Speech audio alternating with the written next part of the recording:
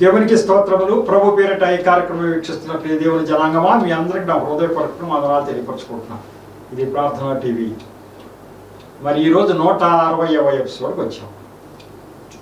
కిందసారి ఎపిసోడ్లో మరి నేను ఈ ఫంక్షన్లు ఇతర మార్గాల్లో వారు చేసేటువంటి ఫంక్షన్లలో నేను వెళ్లకుండా ఉండాలనే ఉద్దేశం దేవుడికి ఉండి నాకు 2-3 దర్శనాలు బుక్లో రాసా. ఒక దర్శనం అయితే రాయలేదు. ఆ రాయని దర్శనం ఏదో ఉందో దాంట్లో దేవుడు వివరణ ఇచ్చాడు, ఎందుకు వెళ్ళవద్దు అని చెప్తున్నాను అనేది. ఆ వివరణే చాలా మందికి అవసరం. ఈ యొక్క ఇతర జనులకి అది తెలియక అపోహపడి నన్ను చాలా ఇబ్బంది పెట్టారు. ఏంటి అంటే ఇతర జనులు అంటే మీకు తెలుస్తుంది కదా, అన్ని జనులని మనకు అనుకునే పదం ఇతర జనులను వాడుతున్నాను నేను. ఇతర జనులు నా బంధువులు సైతము మరి ఇలా ఎప్పుడైతే నేను అలా చేస్తున్నానో ఆ రోజు నుంచి నాకు చాలా ప్రశ్నలు ఎదురయ్యాయి.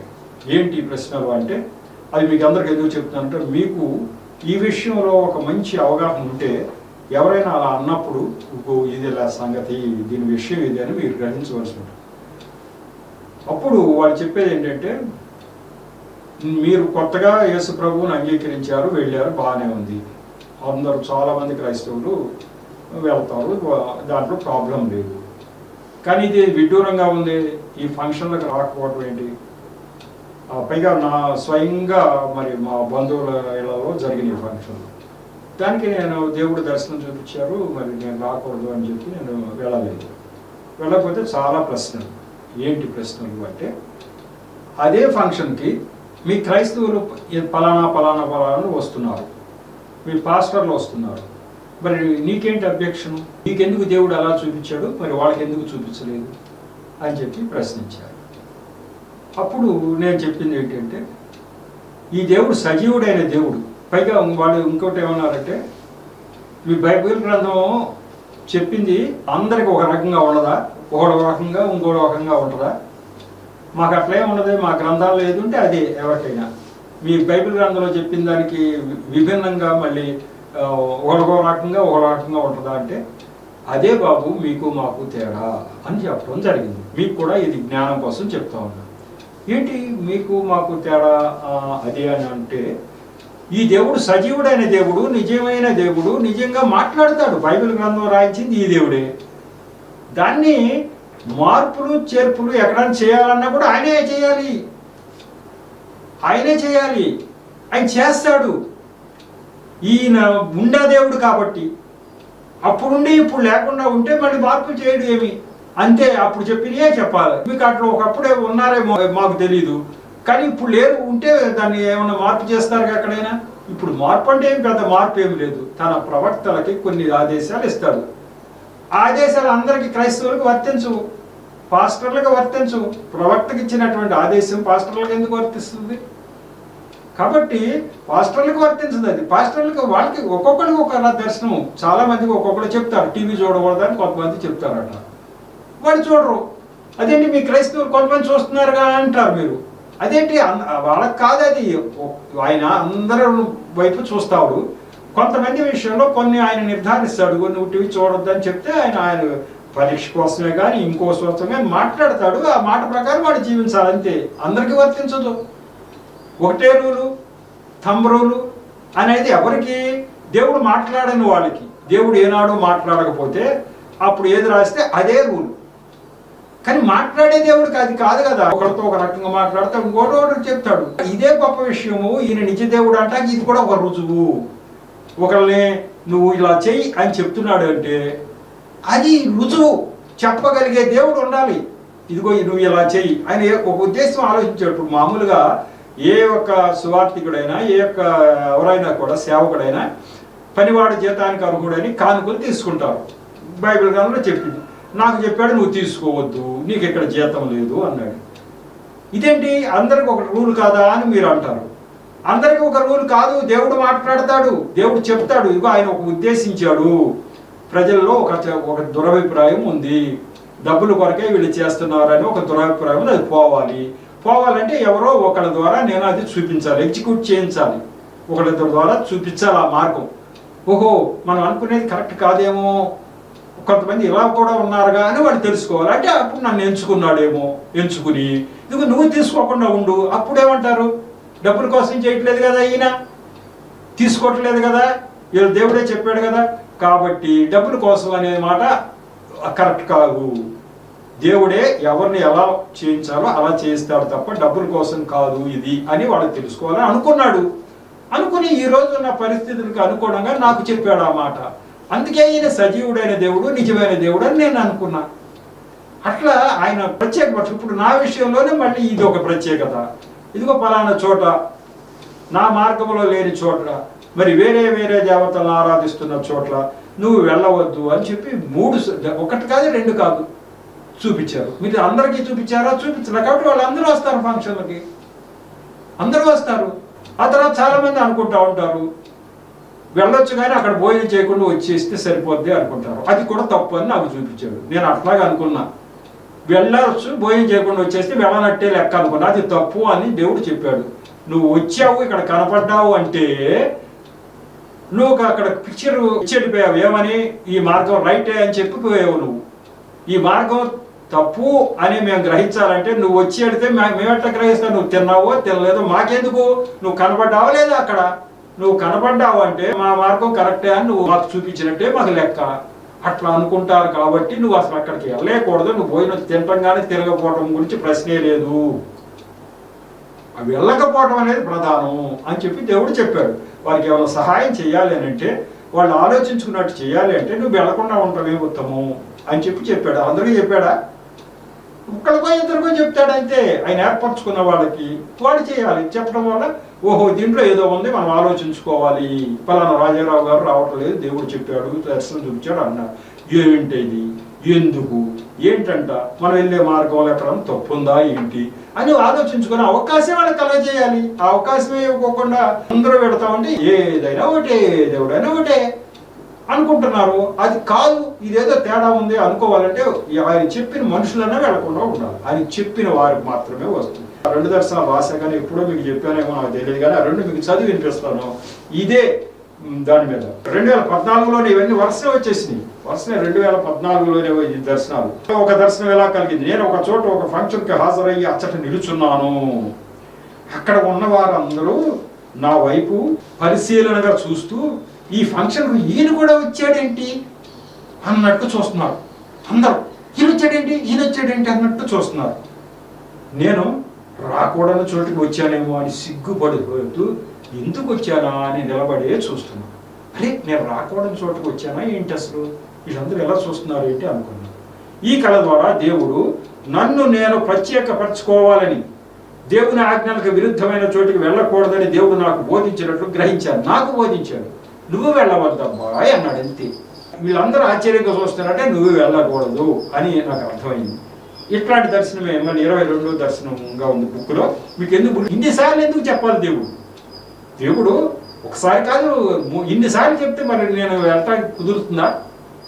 కుదరదు. ఇక ఇన్నిసార్లు చెప్పాడు, దానికి ఎక్స్ప్లెనేషన్ కూడా చెప్పేశాడు కదా. దీనికి కారణం ఇది అబ్బాయి అని చెప్పి 21/6/2014. ఇది కూడా 2014లో. ఈ రోజు రాత్రి కళలో ఒక దర్శనం కలిగింది. ఇలా కలిగింది. నేను మా బంధువుల ఇంటికి ఒక ఫంక్షన్కి వెళ్ళా. అచ్చట నా బంధుమిత్రులు కొంతమంది మద్యపానం చేస్తున్నారు. ఒక ఫంక్షన్కి వెళ్ళా. నా బంధువులు చాలామంది మద్యపానం చేస్తున్నారు.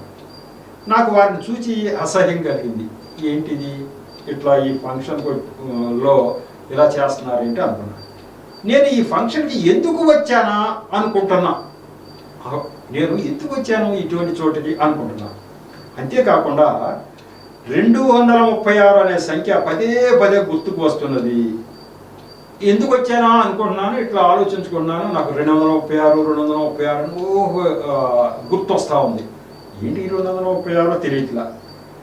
ఇంతలో మెలకు వచ్చేసి ఈ 236 పేజీలో బైబిల్ వాక్యం ద్వారా ఏముందా అని పొద్దున్నే లేచి 236 ఏంటి, రాత్రి ఎంత పడింది, 236లో ఏమన్నా ఉందా ఏంటి వాక్యం దీనికి సంబంధించి చూద్దాం ఎందుకని పడిందో అని చెప్పి బైబిల్ తీసి చూసి అప్పుడు నాకు అర్థమైంది, అమ్మో దీంట్లో చాలా గొప్ప విషయం ఉంది. ఆ విషయం ద్వారా నేను ఎక్స్ప్లెనేషన్ ఏం రాసుకున్నానంటే ఎక్స్ప్లెనేషన్ మీకు చెప్పేసి అసలు దాంట్లో ఏం రాసి ఉందో మీకు చెప్తాను, మీకు అర్థమవుతుంది. 236 పేజీలో బైబిల్ వాక్యం ద్వారా ఈ కళ ద్వారా నన్ను నేను ప్రత్యేకపరచుకోని దేవుడు మరొకసారి నన్ను హెచ్చరించినట్లు గ్రహించి దేవుని ఆజ్ఞల ప్రకారం నడుచుకుంటున్నానని రాసుకున్నాను. అప్పుడు అసలు ఈ 236లో ఉన్నటువంటి గొప్ప విషయం ఏంటంటే సమూయేలు గ్రంథం అన్నమాట. అది దాంట్లో సమూయేలు గ్రంథం మొదటి గ్రంథంలో 15వ అధ్యాయం 22 ఉంది. అసలు చక్కని మాటలు. సౌలు అనే రాజుని దేవుడు ఏర్పాటు చేసుకున్నాడు. మొట్టమొదటి రాజు ఇజ్రాయెల్ ప్రజలు సౌలు గారు. యేసు ప్రభు వారి లోకాన్ని మానవ రూపంలో రాకముందు 1100 సంవత్సరాల క్రితం, 1000 1100 ఆ సంవత్సరాల క్రితం మధ్యలో దేవుడు ఇజ్రాయెల్ ప్రజలకు ఒక రాజుని ఏర్పరిచాడు. ఆ రాజు ఎట్లా ఏర్పరచబడ్డాడు? దేవుడే సమూయేలు ప్రవక్తల ద్వారా చూచి, ఫలానా ఆయన బాగున్నాడు, నాకు నచ్చాడు, చూడు వెళ్ళి అతనికి అభిషేకం చేసి నువ్వు రాజు చెప్పు అని చెప్పి రాజుగా ఏర్పాటు చేశాడు. దేవుడు చెప్పేశాడు, ప్రవక్తల ద్వారా మాట్లాడేవాడు దేవుడు. వీళ్ళు ఎంతసేపు మాకు రాజు కావాలి, మాకు రాజు కావాలంటే నేను ఉన్నాను కదా, నిత్యం మాట్లాడుతున్నాగా అన్నాడు. దేవుడు నిత్యం మాట్లాడుతున్నాడు అంటాక రుజువు ఏంటి అంటే ఈ దేవుడు అసలు మీకు రాజు ఎందుకు అబ్బాయి, రోజు మాట్లాడుతున్నా నేను అన్నాడు దేవుడు. అది దేవుడు మాట్లాడతాడా అంటారు కదా అందరూ. దేవుడు మాట్లాడతాడా, అది నిజమా అంటారు కదా. ఆయన అంటున్నాడు, నేను రోజు మాట్లాడుతున్నాగా మళ్ళీ మీకు రాజు ఎందుకు అబ్బాయి అన్నాడు. అంతే. అంటే ఆయన అట్లా మాట్లాడే జీవం గలటువంటి దేవుడు అనమాట. జీవం గల దేవుడు ప్రవక్తల ద్వారా మాట్లాడతాడు. అప్పుడు యేసు ప్రభు వారు ఈ లోకానికి రాల. దేవుడు త్రియేక దేవుడే మాట్లాడుతున్నాడు. యేసు ప్రభు దాంట్లో భాగం మాట్లాడుతున్నాడు. నేను మాట్లాడుతున్నా కదా మీకు రాజులు ఎందుకు అబ్బాయి అంటే, లేదు మాకు రాజులు కావాలంటే అక్కడ ఇక్కడ ఉన్నారు అన్నారు. సరే అయిష్టంగానే ఆ సమూయేలు వెళ్ళి ఉన్న వాళ్ళు ఒక ఆయన చూశాడు, సౌలు అనే ఆయన. ఈ బాగానే ఉన్నట్టున్నాడు ఈయనను అభిషేకించేసి ఆయన్ని రాజుగా ఏర్పాటు చేయడం చేశాడు. ఆయనకి ఒక ప్రధానమైన ఆజ్ఞ ఇస్తే, దేవుడు ఎప్పుడు కూడా ఒక మనిషిని ఏర్పరచుకుని ఆయన చెప్పిన మాట చెప్పినట్టు చేయకపోతే మటుకు వెంటనే తోసిపారేస్తాడు. ఈయన్ని కూడా అలాగే ఈ సౌలు గారిని కూడా ఏర్పరచుకున్నాడు. ఆయన రాజుగా ఏర్పాటు చేశాడు. చేసిన తర్వాత ఈ యొక్క సమూయేలు ప్రవక్త ద్వారానే ఆయనకు మాట చెప్పించాడు, నువ్వు అమాలేకుల మీద యుద్ధానికి వెళుతున్నావు. వాళ్ళు దుర్మార్గులు అంటే పచ్చి దుర్మార్గులు, అట్లాంటి వాళ్ళ మీద నాకు కోపం కలిగింది. అమాలేకులు అనేవాడు. నీకు జయం కలగజేస్తా. అక్కడ కలగజేసిన తర్వాత ఆ శత్రువులను నిర్మూలన చేసేయాలి అందరినీ. ఆ శత్రు శేషం లేకుండా నిర్మూలన చేసిరా అన్నాడు. అంతే. దేవుడు సృష్టి ఇదంతా. దేవుడు సృష్టిలో ఇదంతా నడుస్తుంది. దేవుడు చెప్పాడు. అయితే సౌలును పరీక్షించడానికే కానీ లేకపోతే ఎట్లన్నా కానీ దేవుడు చెప్పిన మాట అది. సౌలు ఖచ్చితంగా చేయాలి కదా. నన్ను రాజుగా చేసిన ఆయన ఒక మాట చెప్పాడు, నాకు జయించాడు. జయం కూడా ఎలా వచ్చింది? దేవుడే చెప్పేశాడు. మరి ఆయన చంపేయాలి కదా. ఆ యొక్క రాజును అగబును చంపకుండా తీసుకొస్తాడు. కొంతమందిని చంపాడు. అలాగే అక్కడ ఉన్నటువంటి పశువులను కూడా చంపమని దేవుడు ఆదేశించాడు. అంతే ఆదేశించాడు. అక్కడ ఆ సందర్భంలో ఈయన మంచి పశువుల్ని ఆపుకోవటం అంటే కొందరు చెప్పారట, ఏమని, ఈ పశువులు ఉంటే మనకి బలికి ఉపయోగపడతాయి, ఈ ఆపుదామని ఆపుకున్నారట.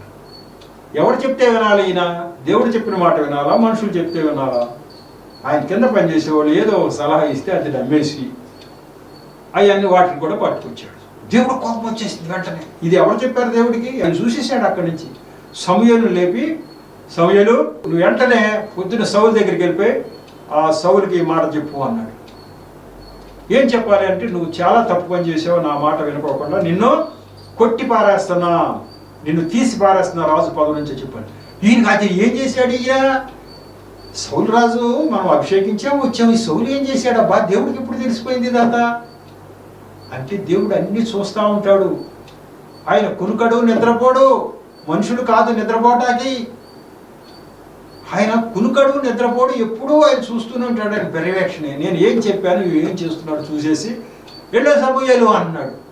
దేవుడు నిత్యం మాట్లాడుతూ అంటే కాదా ఇది? మాట్లాడటమే, వెళ్ళి చెప్పు అంటాడు. ఏం చెప్పాలండి బాబు, అసలు ఏంటి అని చెప్తే ఇవి ఎలా చెప్పు అన్నాడు. 1 సమూయేలులో 15:22 వచ్చిన ఏం చెప్పమని. అదే 236 పేజీ. ఏంటి ఆ రోజు నాకు చూపించే 236 పేజీ మీకు బలంగా నాటుకోవాలని చెప్తున్నాను. దేవుడు వాక్యాలు పేజీ నెంబర్లతో కూడా చెప్తాడు అంటే చెప్పాడు. లేదా 236 పేజీలు ఏముందో నాకేమన్నా తెలుసా? పోనీ నేను ఆ 236 ఎందుకు తెస్తా? పోనీ ఆయన చెప్పలేదే అనుకో, నేను ఎందుకు తెస్తాను? అది చెప్పకపోతేనే పొద్దున్న వచ్చి ఎందుకు తీస్తాను దాన్ని? కాబట్టి ఆ పేజీలో ఉన్న మాట ఏంటంటే 21 నుంచి చెప్తున్నా. అయితే గిల్గాలులో నీ దేవుడైన యెహోవాకు బలి అర్పించుటగా జనుడు శపితిమలకు గొర్రెలలోను ఎడ్లలోను ముఖ్యమైన వాటిని తీసుకుని వచ్చిరని సమూయేలుతో చెప్పాడు. అయ్యా అంతా బాగానే చేశాను, కానీ శపితమైనటువంటి ఆ ప్రదేశంలోంచి ఏం తేవద్దని దేవుడు మీ నోటి ద్వారా చెప్పిన మాట నిజమే, కానీ మంచి గొర్రెలు ఎడ్లు మనకి బలి ఇవ్వటానికి బాగుంటుందని చెప్పి కొన్ని తీసుకొచ్చాను అని ఆయనే అన్నాడు. ఎవరు? సౌలు గారు.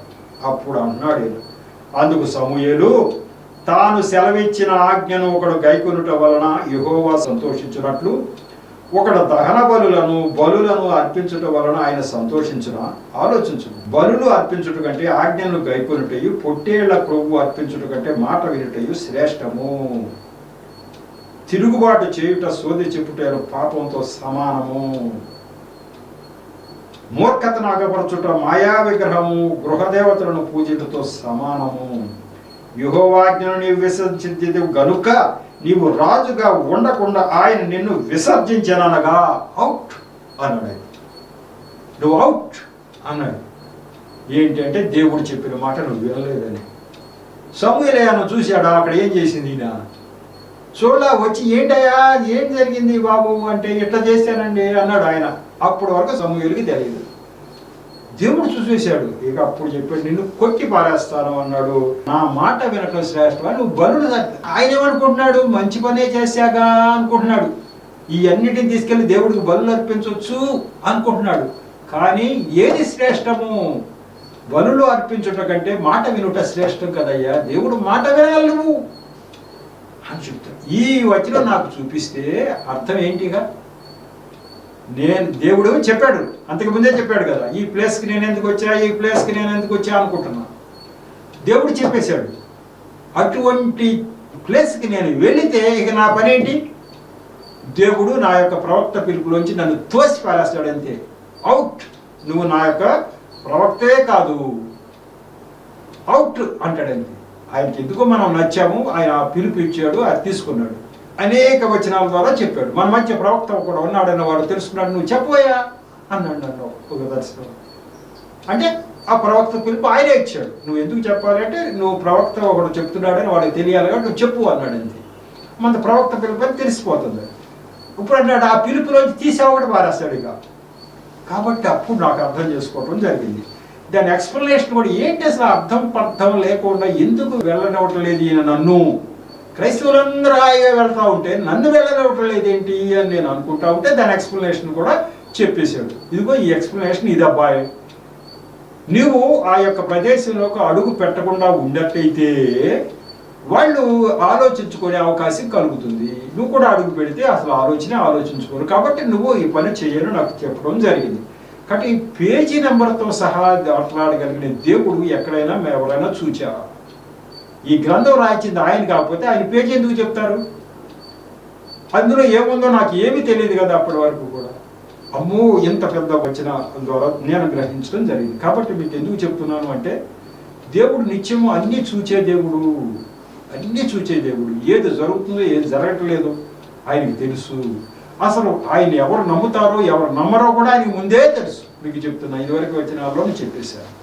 ఆయన ఎవరు నమ్ముతారో ఎవరు నమ్మరో కూడా తెలుసు. కానీ సువార్త అయితే ప్రకటించాలి, ఆయనకి అది ఇష్టం, అంతే. ఇక ఆయన ఇష్టమనే కాదు, ఆయన యొక్క తీర్మానం, ఆయన ఆజ్ఞ, ఆయన తీర్మానం సువార్త ప్రకటించాలి. వాళ్ళు నమ్మరు అనే విషయం ఆయనకు ముందే తెలుసు. సువార్త ప్రకటించాలి అనేది ఆయన తీర్మానం, అంతే. ఆ తీర్మానం మన ద్వారా అమలు పరుస్తాం, అందుకు ప్రకటిస్తున్నారు తప్ప వాళ్ళేదో వస్తే దేవుడికి ఏమో లాభం ఒరిగేది లేదు, మనకు ఒరిగేది లేదు, పోయేది కూడా ఏమి లేదు రాకపోతే. కాకపోతే అది ఏంటంటే ప్రకటన అనే సువార్త ప్రకటన అనేది దేవుని నిర్ణయం అయి ఉంది. మరి నాకైతే చాలా కష్టాలు. ఏంటి కష్టాలు? ఈ అందరూ రకరకాలుగా, పైకి క్రైస్తవులు కూడా బాగా అర్థం చేసుకోలేని క్రైస్తవులు కూడా ఆయన పిచ్చి, కానీ ఎక్కడన్నా వెళ్ళొద్దంటారా? పెళ్లిళ్ళకి వెళ్ళొద్దంటారా? ఎక్కడన్నా పోనీ ఇంక వేరే కార్యక్రమాలు కావు, పెళ్ళిళ్ళకి వెళ్ళొద్దు అంటారు. శుభకార్యం అండి, శుభకార్యం దేవుడు ఎందుకు వెళ్ళొద్దంటాడు, ఏంటి ఈయన వెళ్ళొద్దు అంటున్నాడు అంటాడు అని క్రైస్తవులు కూడా నా మీద వాళ్ళ దగ్గర మాట్లాడుతున్నారు. వాళ్ళంతా కూడా ఏంటి ఈయన మతి భ్రమించిందా ఏంటి, ఇంకేసి క్రైస్తవులు పాస్టర్లకు లేని అబ్జెక్షన్ ఈయనకేంటండి అని వాళ్ళు అనుకోవటం, అవమానకరంగా మాట్లాడటం. కాబట్టి ఇట్లాంటి మాటలన్నీ నేను పడవలసి వచ్చింది. ఇట్లాంటి మాటలు ప్రవక్తలు పడవలసి వస్తుంది అని పడినటువంటి సందర్భం ఒకటి మీకు చెప్తే మీకు అర్థమవుతుంది. నేను పడింది ఏమంత కష్టం కాదు, కానీ యేస్కేల్ ప్రవక్త గారితో పడించే కష్టం దేవుడు ఇంత అంత కాదు. ఇతరులకు మేలు కోసమే ఇదంతా. నలుగురితో ఇట్లా మరి అవమానమైన మాటలు పడేటట్టు చేసిన నన్ను, అది ఇతరుల మేలు కొరకు, వారి క్షేమం కొరకు, వారు ఏ నాటికైనా వాళ్ళు వెళ్ళే మార్గం కరెక్ట్ కాదేమని ఆలోచించుకునే నిమిత్తం ఇతరుల క్షేమం కోసం నన్ను కష్టపెట్టాడు దేవుడు. ఇట్లా ప్రవక్తల్ని ఎన్నో కష్టాలు పెట్టించాడు ఇతరుల క్షేమం కోసం. యేస్కేలు గ్రంథంలో 24వ అధ్యాయం 15-16 వచనాలు చదువుతాను. ఆయనకు వచ్చిన కష్టం చెప్తున్నాను. ఒక ప్రవక్తకి ఈ కష్టం దేవుడు వచ్చేటట్టుగా చేసి అనేక మందికి అది ఉపయోగపడే విధంగా చేస్తూ ఉంటాడు ఒక్కొక్కసారి. మరియు యెహోవా వాక్కు నాకు ప్రత్యక్షమై ఇలాగ సెలవిచ్చింది, నరపుత్రుడా, నీ కన్నులకింపైన దానిని నీ యొద్ద నుండి ఒక్క దెబ్బతో తీసివేయబోచున్నాను. నీవు అంగలార్చవద్దు, ఏడవవద్దు, కన్నూరు విడవవద్దు. మృతులకై విలాపము చేయక నిశ్శబ్దముగా నిట్టూర్పు విడువుము. నీ శిరోపోషణములు ధరించుకొని పాదరక్షలు తొడుక్కొనవలెను. నీ పెదవులు మూసుకొనవద్దు. జనుల ఆహారము భుజింపవద్దు. ఉదయమందు జనులకు నేను ప్రకటించి తిని, సాయంత్రం నా భార్య చనిపోగా ఆయన నాకు ఆజ్ఞాపించినట్లు మరునాటి ఉదయమున నేను చేసి తిని. ఇక్కడ వరకు 15-18 వరకు. ఇది ఎంత పెద్ద కష్టమో చూడండి. ఒక్క దెబ్బతో నీకు కన్నులకి ఇంపైనది, నీకు ఇష్టమైన దాన్ని నేను తీసేస్తాను అబ్బాయి అన్నాడు. అది ఎవరంట? ఆయన భార్యనే. నీ భార్య చనిపోతుంది అబ్బాయి, అది ఎట్లా మామూలుగా చనిపోదు, నేనే తీసేస్తున్నా అన్నాడు. అదేంటి, ఏం తప్పు చేశాడని యేస్కేలు గారు భార్యని తీసేయాలి ఆయన అని అంటే, ఒక కారణం ఆశించి ఆయన చూస్తున్నాడు. నువ్వు భార్య చనిపోయినప్పుడు, ఆ భార్య చనిపోయినప్పుడు అంగలార్చవద్దు, ఏడవద్దు, కన్నీరు విడవద్దు. ఏడవద్దు, మామూలుగా ఉండు, ఏమి ఏడవద్దు. ఇక నిట్టూర్పు విడుస్తూ అట్లానే ఉండు. మరి నిజంగా భార్య చనిపోయినప్పుడు అయ్యో అయ్యో అని ఏడుస్తారు కదా ఎవరైనా, అసలు ఏడవద్దు. ఇంకా అంటాడు ఆయన, నువ్వు మామూలుగానే జోళ్ళు తొడుక్కో, శిరోభూష అన్నీ నీ మామూలు డ్రెస్ అన్నీ మామూలుగా వేసుకో. ఇక ఈ మౌనంగా ఉండు అంతే. ఎవరితో ఏమీ మాట్లాడకుండా మౌనంగా ఉండు, ఏమీ భుజించవద్దు కూడా అన్నాడు. అలాగేనట ఈయన పొద్దున్నే ఉదయం మామూలుగా సువార్త ప్రకటించాడు దేవుడు చెప్పాడు. సాయంకాలం నాడు భార్య చనిపోయింది. చెప్పాడు కదా దేవుడు, భార్య తీసి పారేస్తాను అబ్బాయి అన్నాడు. తీసి పారేసాడు. తీసి పారేస్తే మరి దేవుడు చెప్పినట్టు చేయాలిగా. ఇక ఎవరితో ఏం మాట్లాడట్లేదు, మౌనంగా నిట్టూర్పు పిలుస్తూ అట్లాగే చూస్తున్నాడు బెత్తరపోయి. ఏంటయ్యా, ఏంటి నువ్వు ఏడవట్లేదు, ఏమి తింటలేదు, మౌనంగా అట్లాగే ఉంటున్నావు, ఏంటి ఏంటి అసలు ఏమిటి ఏంటి అని అంటే, అప్పుడు చెప్పాడు దేవుడు ఇలా చేయమన్నాడు నన్ను. రాబోయే రోజుల్లో అట బబులోను అనే రాజు మన మీద యుద్ధానికి వస్తాడట. నిజమే, శరక అప్పచెప్పే ముందు ఇది. బబులోను రాజు వస్తాడు, దేవుడు తెలుసు బబులోను రాజు వస్తాడు. మీరు ఎదురు తిరగకుండా వెళ్తే జనం చావకుండా ఓకే, మీరు ఎదురు తిరిగితే జనం వస్తారన్నాడు. వీళ్ళు ఎదురు తిరిగారు, సిద్ధికే రాజు ఎదురు తిరిగాడు. ఎదురు తిరగగానే వాడు జనాన్ని చంపేశాడు. ఇదంతా దేవుడికి ముందే తెలుసు ఇలా జరుగుద్దని. కాబట్టి ఇలా జరిగినప్పుడు మీరు ఏడ్చే పని లేదు. యుద్ధం జరుగుతుంది, బోడమని చస్తారు, మీ బంధువులు చస్తారు, మీరు మీ పిల్లలు బంధువులు చస్తారు యుద్ధం జరిగినప్పుడు, అంతే కదా. రాజు ఏం చెప్తే అదే కదా. రాజు ఎదురు తిరుగుతాడు, యుద్ధానికి నడవాలి, బోడమని చస్తారు. చచ్చిపోయినప్పుడు మీరు లబోదిబో అని ఏడ్చే పనే లేదు. ఇక ఇదిగో నాకులాగా మీరు మౌనంగా యుద్ధంలో మీరు ఓడిపోతారు, అంటే మనం ఓడిపోతాం, ఆయన లాక్కుపోతాడు. ఎదురు తిరిగిన వాళ్ళ చంపుతాడు, మామూలుగా ఉన్నాడు. కాబట్టి మీరు మౌనంగా వెళ్ళిపోండి. ఇక మీరు చచ్చి వాళ్ళ గురించి ఏడుస్తే ఇక్కడ కూర్చునే పని లేనే లేదు అని దేవుడు చెప్పమన్నాడు. దానికి తార్కాణంగా ఈ పని దేవుడే చేశాడు అని చెప్తాడు.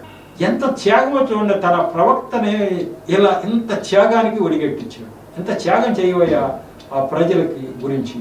రాబోయే కాలంలో ఈ ఆపద వస్తుంది, ఈ ఆపదలో ఇక ఇంకా ఎదురు తిరిగితే ఇంకా చస్తారు. కాబట్టి మౌనంగా పోండి, ఇక అంతే. చచ్చేవాడే చస్తాడు, ఇక మౌనంగా పోండి. ఇంకా ఎదురు తిరిగితే ఇంకా చస్తారు. కాబట్టి ఆ సమయంలో వాళ్ళు గ్రహించాలి, కానీ వాళ్ళకి చెర తప్పదు, అన్నీ తప్పవు, కానీ ఆ ప్రవక్తని అంత కష్టపెట్టారు. మరి అట్లా అని చెప్పి యెహెజ్కేలు గారికి పెట్టిన శ్రమే అందరికి పెట్టాడా? అక్కడ యాజకులు ఉంటారు, వాళ్ళు ఉంటారు, వీళ్ళు ఉంటారు, అందరూ ఉంటారు, వాళ్ళకందరికీ చెప్పాడా ఇట్లా అని? వాళ్ళందరూ భార్యను తీసేసి నువ్వు ఏడవద్దా అని ఎవరికైనా చెప్పాడా? చెప్పలా. ఒక్క ఆయనకే చెప్పాడు. ఆ ఒక్క ఆయనతో ప్రవక్తను ఎవరైతే ఉంటారో వాళ్ళకే అవన్నీ ఆ కష్టాలు వస్తూ ఉంటాయి. ఇంకొక కష్టం ఉంది, ఆ కష్టం కూడా మీకు చెప్తున్నా. ఎందుకంటే ప్రవక్త యొక్క జీవితం అంతా కష్టాలమయంగా నడిపిస్తాడు. ఎందుకు అంటే ఇతరుల క్షేమం కోసం. ఆ రోజుల్లో ఈ జీవితం అంతా కష్టాలు ఎందుకు అంటే ఇతరులు అంటే ఎవరు? ఇజ్రాయెల్ ప్రజల్లోనే దేవుడు మార్గంలో సరిగా లేనివారు, దేవుని మాట వినకోకుండా అవిధేయులు. కాబట్టి ఇక్కడ ఈ యొక్క అవిధేయులైన వాడు, దేవుని మాట వినని వారి గురించి తన భక్తుల్ని ఎలాంటి త్యాగం చేయిస్తా ఉన్నాడు. ఒక్క మాట చదివి దాన్ని ఎక్స్ప్లెయిన్ చేస్తే మీకు అర్థం అవుతుంది ప్రవక్తలతో దేవుడు ఎంత పనులు చేస్తాడు అని చెప్పి. యెహెజ్కేలు 4:4-5-6 మరియు నీ ఎడమ పక్కన పండుకొని ఉండి ఇజ్రాయేల్ వారి దోషమును దాని మీద మోపవలెను. ఎన్ని దినములు నీవు ఆ తట్టు పడుకొందువో అన్ని దినములు నీవు వారి దోషమును భరింతువు. ఇజ్రాయేల్ వారి దోషం నీవు భరించినట్లుగా వారు దోషము చేసిన సంవత్సరము లెక్క చొప్పున నీకు 390 దినములు నిర్ణయించి ఉన్నాను. ఇంకా ఉంది, ఆ దినములు గడిచిన తర్వాత కుడి పక్కన పండుకొని ఉండి 40 దినములు యూదా వారి దోషమును భరించవలెను. సంవత్సరం ఒకటింటికి ఒక దినము చొప్పున నేను నిర్ణయించి ఉన్నాను. ఈలాగు నీ ఉండగా యెరూషలేము ముట్టడి వేయబడినట్లు తేరి చుచ్చు చొక్కాయిని తీసివేసిన బాహు చాపి దానిని గూర్చి ప్రకటించవలెను. 7 వచనాలు, 4 నుంచి 7 వరకు. ఈయనకి ఇచ్చిన పని ఏంటంటే, ఎవరిని? యెహెజ్కేలు ప్రవక్తను. ఏమన్నాడు? ఎడం పక్కన తిరిగి 390 రోజులు పడుకోవాలి. అబ్బాయిలు ఎడం పక్కనే పడుకోవాలి. అదేంటి? ఎడం పక్కనే పడుకోవాలి. ఎందుకు అంటే ఇదంతా ఇజ్రాయెల్ వారు చేసినటువంటి దోషం, అదంతా నువ్వు భరించాలి. అంటే 2 దేశాలు, పైన ఇజ్రాయెల్, కింద యూదా దేశం, మొత్తం అంతా ఇజ్రాయెల్లే 2 బిట్లుగా 2 రాజ్యాలుగా ఉంది. అక్కడ ఇజ్రాయెల్ చేసిన దోషం. ఆ ఇజ్రాయెల్ అప్పటికే అష్షూరు వశం అయిపోయింది, కానీ దోషం ఉంది అక్కడ. ఇంకా అది వాళ్ళ దోషం గురించి నీ మీద మోపుతున్నది. 390 రోజులు నువ్వు ఒక ఎడం పక్కన పడుకోవాలి. అట్లాగే 40 రోజులు, ఆ తర్వాత 40 రోజులు కుడి పక్కకి తిరిగి పడుకోవాలి, ఆ పక్కనే పడుకోవాలి. వాళ్ళు అడుగుతారు, ఏంటి ఇట్లా 390 రోజులు ఎందుకు ఇట్లా పడుకున్నావు, 40 రోజులు ఎట్లా పడుకున్నావు అంటే, ఇదిగో బాబు, పైన ఉన్నటువంటి ఉత్తర దేశం ఇజ్రాయెల్ దేశం పాపం, వాళ్ళు చేసిన పాపానికి సంవత్సరానికి ఒక రోజు చొప్పున 390 రోజులు నేను అట్లా పడుకోమన్నాడు. ఆ దోషం అంతా నేను భరించాలట, వాళ్ళు చేసిన పాపం. అలాగే యోధా 40 రోజులు మీ పాపం నిమిత్తం, యోధా దేశం వారి పాపం నిమిత్తం నేను ఇటు పక్క తీసి పడుకోవాలి. పడుకున్నప్పుడు కూడా చొక్కా తీసి చేతులు పైకెత్తి యెరూషలేము ముట్టడి వేయబడినట్లు తేరి చుచ్చు చొక్కాయిని తీసివేసిన బాహువు చాపి దానిని గురించి ప్రకటించవలను. యెరూషలేము ముట్టడి వేయబడింది, యెరూషలేము ముట్టబడిందని చొక్కా తీసేసిన చేత్తో నువ్వు ఓ పక్కన పడుకుని ఇట్లా అంటూ ఉండాలి. నువ్వు ఇట్లా అంటూ ఉండాలి అంటే రాబోయే కాలంలో ఇది జరుగుతుంది, ఈ పాపం అంతా నీ మీద మోపుతున్నాను అన్నాడు. అంటే ఏంటి? వాళ్ళకి అర్థమవుతుంది, అయ్యో అభవసభ వరకని ఒక ఆయన్ని ఎంత కష్టపెట్టాడు దేవుడు మన పాపం గురించే కదా, మన గురించి ఆయన భక్తుడిని ఎలా కష్టపెట్టాడు అని వాళ్ళు గ్రహించాలి అని చెప్పి. అంటే ప్రవక్తలకి ఎంతంత కష్టం తీసుకొచ్చి దేవుడు పెట్టాడు, ఆ కష్టం చూసే వాళ్ళు ఆ తర్వాత అయినా అయ్యో దేవుడు ఎంత ప్రేమామయుడు, మనల్ని మార్చడానికి ఎన్ని కష్టాలు పడ్డారని గ్రహిస్తారనే ఉద్దేశంతో అలా చెప్పడం జరిగింది. కాబట్టి ప్రవక్త పిలుపులో ఎంత కష్టం ఉంటుంది. నాకైతే అంత కష్టం లేదు, కానీ ఈ చిన్న కష్టాలు ఏముంది, ఫంక్షన్కి రాలేదనే నెపం తప్ప పెద్ద కష్టమే లేదు. కానీ ఇవన్నీ చూసుకున్నప్పుడు ప్రవక్తలకి ఎంతంత పెద్ద కష్టాలు పెట్టావు తండ్రి, నాకు ఈ చిన్న కష్టమే కదా నేను భరిస్తాను అని చెప్పేసి సంతోషంగా ఆ కష్టాన్ని నేను భరించడానికి వీలవుతూ ఉంది. కాబట్టి ఈ యొక్క వచనాల వెలుగులో దేవుడు ఇతరుల గురించి దేవుడు ఎంత వాపోతున్నాడు అని మీరు అందరూ అర్థం చేసుకోవాలి. మరి ఈ విషయాలే అనేక మందికి తెలియపరచులాగా మీ యొక్క హృదయాలను సిద్ధపరచుకోండి. మరి ఈ యొక్క మాటల్ని సాక్ష్యాన్ని దేవుడు దీవించునుగాక. ఇంతటితో ఈ ఎపిసోడ్ ముగించుకుందాం. మరి చిన్న ప్రార్థన చేసి ముగిస్తాం. కృపగల దేవ, మహాపరిశుద్ధుల, ప్రేమగల తండ్రి, ప్రభువా మీకు వందనాలు స్తోత్రాలు చెల్లించుకుంటున్నాను. ఈరోజు ఈ యొక్క ప్రభువా 160వ ఎపిసోడ్ కూడా తగిన నడిపించారు, నన్ను మరుగుపరిచి నా నోట మీ మాటలు ఇచ్చారు. బిడ్డలు హృదయాలు తెరిచి అనేక మర్మాలు వారు గ్రహించులాగా మీరు వారికి బోధించేటట్టుగా చేశారు, వారికి గ్రహించేటట్టుగా చేశారు. అందుకు స్తోత్రాలు తండ్రి. ఈ యొక్క వెలుగులో వారు అనేక మందిని వెలిగించడానికి సహాయం చేయండి. ఈ పరిచర్యను, టీవీ పరిచర్యను దీవిస్తూనే కాకుండా ఈ యొక్క టీవీ వీక్షిస్తున్న ప్రతి బిడ్డను కూడా దీవించి ఆశీర్వదించమని మా ప్రభువును రక్షకుడైన యేసు నామములో పొందుటకు ప్రార్థించి వేడుకుంటున్నా తండ్రి. ఆమేన్. మరొకసారి మీ అందరికీ నా హృదయపూర్వక శుభాకాంక్షలు తెలియపరచుకుంటాము.